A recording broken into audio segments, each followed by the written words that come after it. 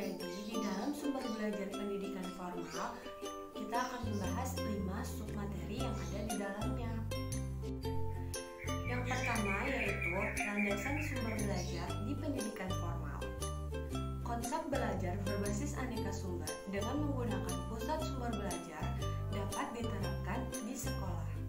Konsep ini membantu siswa mengatasi masalah belajarnya dan membantu memenuhi kebutuhan belajar mereka secara keseluruhan. Dengan demikian, pembentukan sumber belajar sangat berkaitan dengan pelayanan sekolah dalam menyediakan berbagai sumber belajar dan membantu siswa untuk menggunakannya untuk meningkatkan kualitas hasil belajarnya. Yang kedua, pusat sumber belajar di pendidikan prasekolah.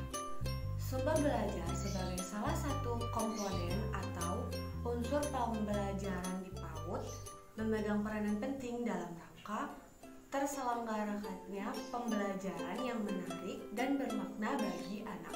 Yang ketiga, pusat sumber belajar di pendidikan dasar.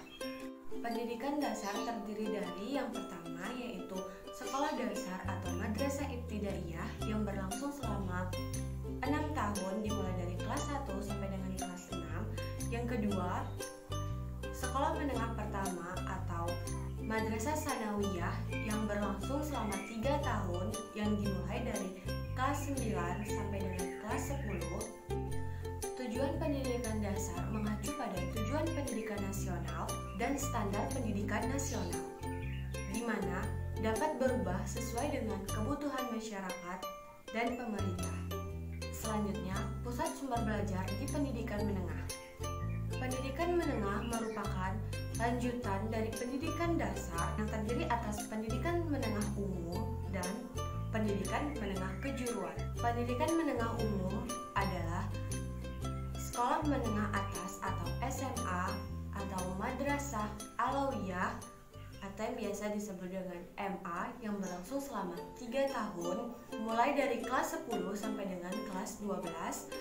Sedangkan sekolah menengah kejuruan yaitu SMK yang berlangsung selama 3 tahun dimulai dari kelas 10 sampai dengan kelas 12. Sekolah menengah kejuruan lebih mengutamakan skill yang dimiliki oleh siswa masing-masing. Dan di dalam pembelajarannya, mereka akan mendalami jurusan mereka masing-masing pada proses pembelajarannya. Yang kelima, yang terakhir yaitu pusat sumber belajar di pendidikan tinggi. Sumber belajar di pendidikan tinggi lebih menekankan kepada keterampilan dan memproduksi suatu produk yang dihasilkan oleh mahasiswa. Selain sumber belajar yang berbasis teori, di perguruan tinggi, sumber belajar berperan untuk meningkatkan keterampilan khusus para mahasiswa dan menghasilkan suatu produk dari mata kuliah masing-masing. Nah, itu dia tadi pembahasan kita pada video kali ini tentang sumber belajar di pendidikan formal. Semoga dapat bermanfaat bagi kalian semua. Tetap stay healthy, sampai jumpa di video selanjutnya.